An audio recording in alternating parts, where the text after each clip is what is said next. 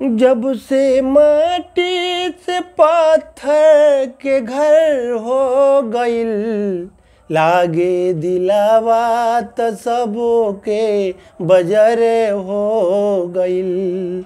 अब ना दिखेला प्रेम दया भाईचारा, जैसे हृदय के धरती बंजरे हो गइल। जैसे हृदय के धरती बंजर हो गइल, जब से माटी से पत्थर के घर हो गइल।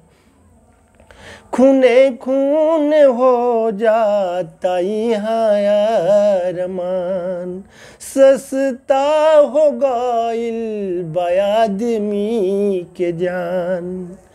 पल में लुटा जाता केहू के जिंदगी, हाय जीवन तजबे डगरे हो गइल। जैसे हृदय के धरती बंजर हो गइल, जब से माटी से पत्थर के घर हो गइल। केहू के दुख दर्द से न सरोकार बा, धन ता भरल बा कि मनवे अन्हार बा। अब ना मिले रिश्ता में प्यार वफा, लागे सगरो फिजा में जहर हो गइल। जैसे हृदय के धरती बंजर हो गइल। खिड़की न खुले केहू के कराह पो, लाजो न लागे अपना गुनाह पो।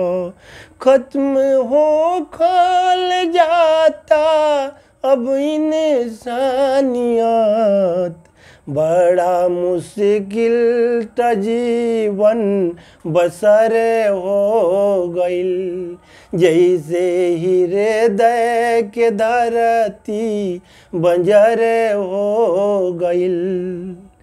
पल में मिलन बा पल में जुदाई, लाज शरम गइल खूंटी पे टंगाई।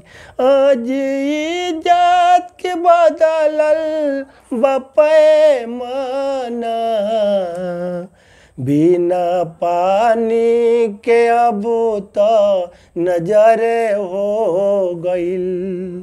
जैसे हृदय के धरती बंजर हो गइल, जब से माटी से पत्थर के घर हो गइल। लागे दिलावा त सब कर बजर हो गइल।